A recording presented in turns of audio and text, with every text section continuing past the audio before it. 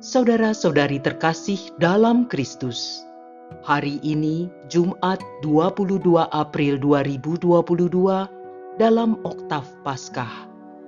Bacaan dibawakan oleh Sisilia Ira, Mazmur dilantunkan oleh Sirila Cahyoyanti, dan renungan ditulis oleh Maria Monica. Selamat menekuni Sabda Allah. Marilah kita semakin mengasihi, semakin peduli, dan bersaksi.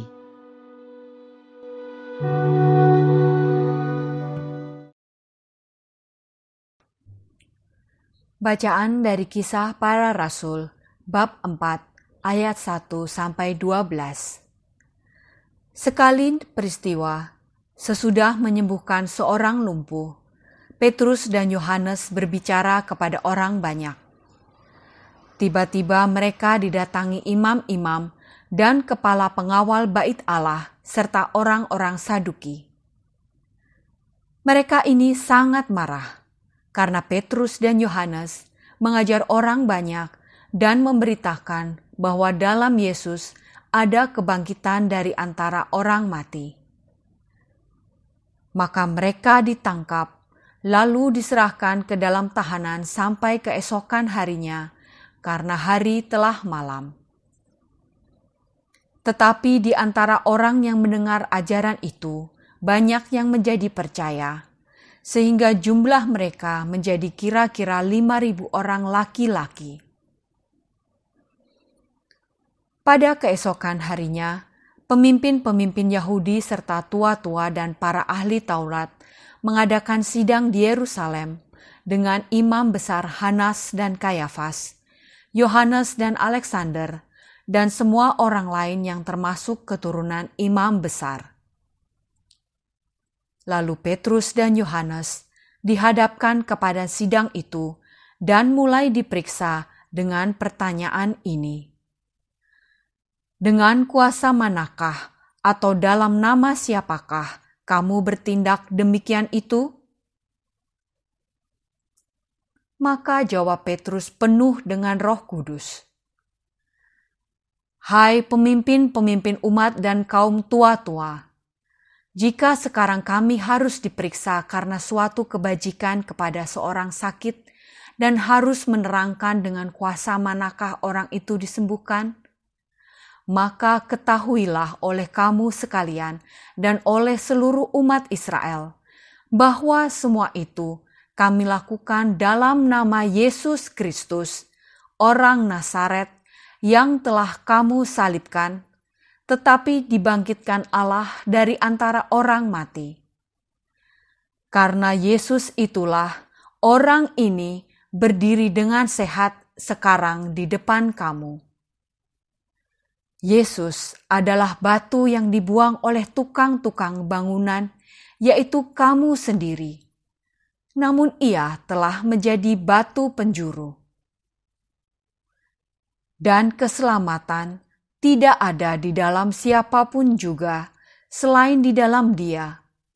Sebab di bawah kolong langit ini tidak ada nama lain yang diberikan kepada manusia yang olehnya kita dapat diselamatkan.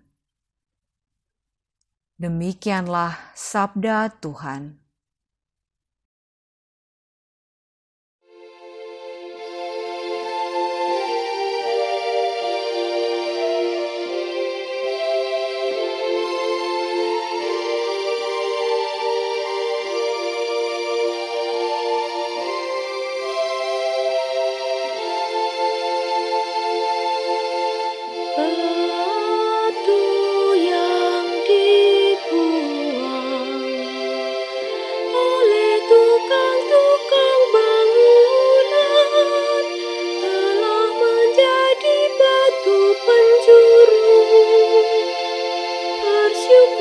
Kepada Tuhan, sebab Ia baik, kekal abadi kasih setia-Nya.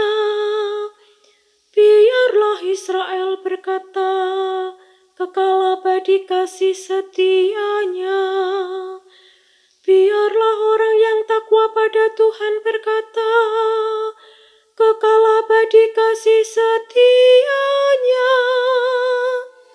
Batu yang dibuang oleh tukang-tukang bangunan telah menjadi batu penjuru.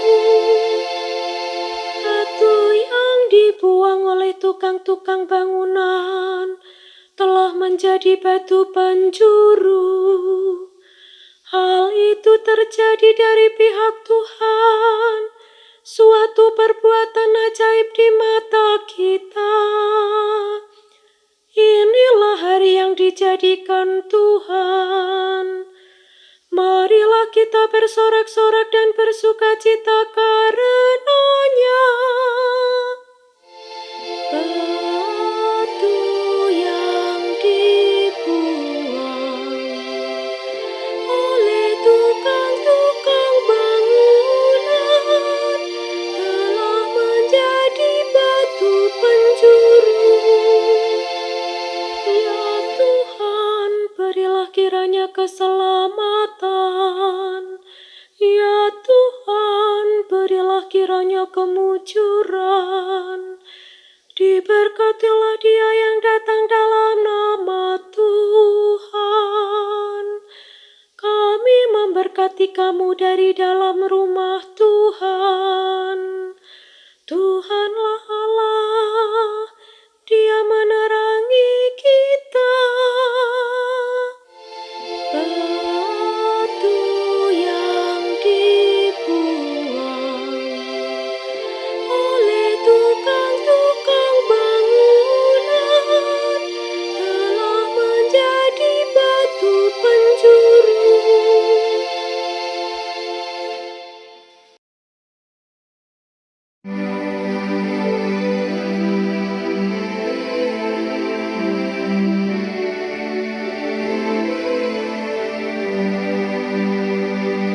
Haleluya, haleluya, haleluya. Inilah hari yang dijadikan Tuhan. Marilah kita bersorak-sorak dan bersukacita karenanya. Haleluya, haleluya, haleluya.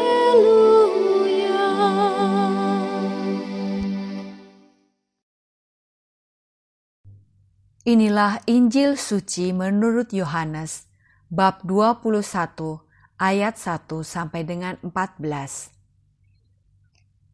Sesudah bangkit dari antara orang mati, Yesus menampakkan diri kepada murid-muridnya di pantai Danau Tiberias. Ia menampakkan diri sebagai berikut. Di pantai itu berkumpul Simon Petrus, Thomas yang disebut Didimus, Natanael dari Kana yang di Galilea, anak-anak Zebedeus, dan 2 orang muridnya yang lain. Kata Simon Petrus kepada mereka, "Aku pergi menangkap ikan." Kata mereka kepadanya, "Kami pergi juga dengan engkau." Mereka berangkat, lalu naik ke perahu, tetapi malam itu mereka tidak menangkap apa-apa. Ketika hari mulai siang, Yesus berdiri di pantai. Akan tetapi murid-murid itu tidak tahu bahwa itu adalah Yesus. Kata Yesus kepada mereka, "Hai anak-anak, adakah kamu mempunyai lauk pauk?" Jawab mereka, "Tidak ada." Maka kata Yesus kepada mereka, "Tebarkanlah jalamu di sebelah kanan perahu, maka akan kamu peroleh." Lalu mereka menebarkannya, dan mereka tidak dapat menariknya lagi karena banyaknya ikan. Maka murid yang dikasihi Yesus berkata kepada Petrus, "Itu Tuhan." Ketika Petrus mendengar bahwa itu adalah Tuhan, Maka ia mengenakan pakaiannya, sebab ia tidak berpakaian, lalu terjun ke dalam danau. Murid-murid yang lain datang dengan perahu karena mereka tidak jauh dari darat, hanya kira-kira 200 hasta saja. Dan mereka menghela jala yang penuh ikan itu. Ketika tiba di darat, mereka melihat api arang, dan di atasnya ada ikan serta roti. Kata Yesus kepada mereka, "Bawalah beberapa ikan yang baru kamu angkat itu." Simon Petrus naik ke perahu, lalu menghela jala itu ke darat, penuh ikan-ikan besar, 153 ekor banyaknya. Dan sungguh pun sebanyak itu ikannya, jala tidak koyak. Kata Yesus kepada mereka, "Marilah dan sarapanlah." Tidak ada di antara murid-murid itu yang berani bertanya kepadanya, "Siapakah engkau?" Sebab mereka tahu bahwa ia adalah Tuhan. Yesus maju ke depan, mengambil roti dan memberikannya kepada mereka. Demikian juga ikan itu. Itulah ketiga kalinya Yesus menampakkan diri kepada murid-muridnya sesudah ia bangkit dari antara orang mati. Demikianlah sabda Tuhan.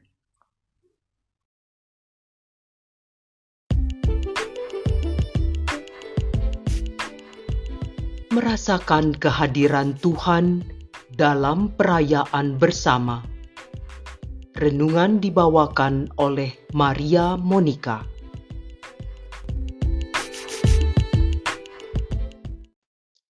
Secara manusiawi, tak seorang pun menginginkan kehilangan. Tapi kenyataan dalam hidup, kita pasti menghadapi situasi ini. Dan apabila yang hilang itu adalah sesuatu atau seseorang yang tak tergantikan, kemungkinan besar kita akan menjadi galau dan gamang menatap masa depan.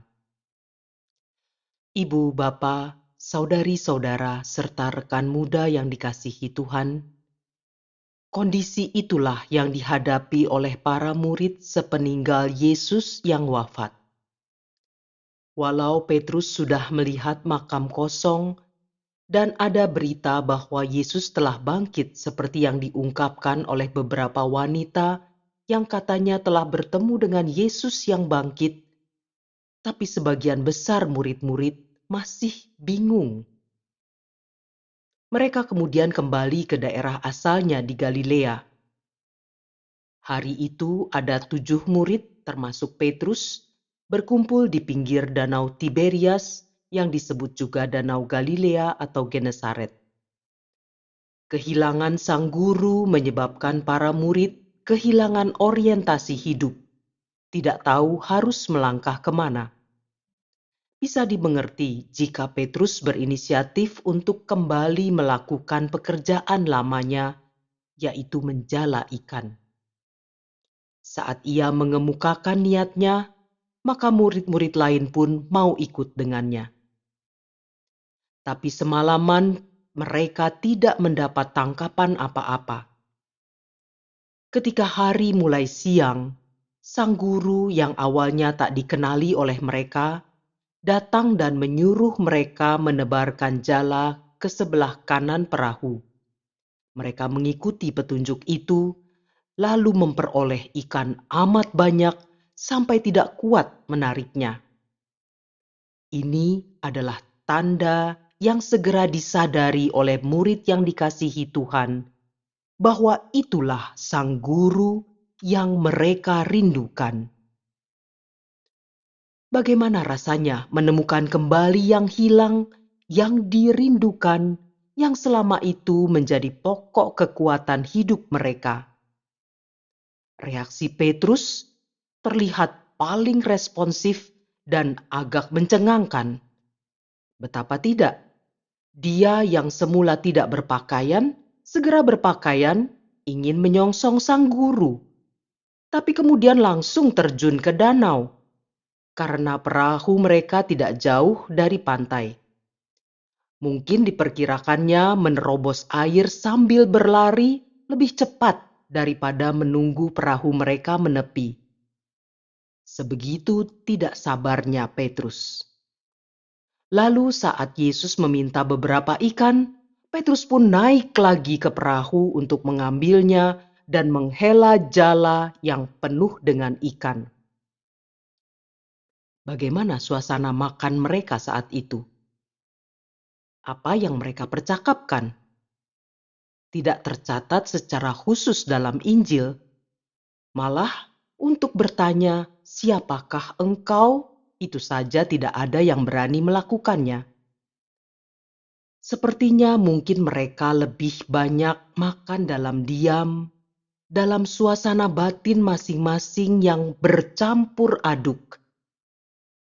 Lalu ketika Yesus mengambil roti dan memberikannya kepada mereka, disitulah konfirmasi identitas Yesus semakin terkuak dan mereka sangat mengenalnya.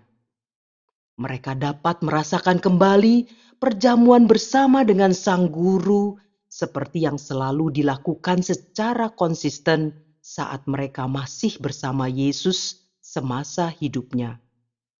Lebih daripada itu, mereka seolah telah menemukan serta mendapatkan kembali apa yang mereka pikir telah hilang.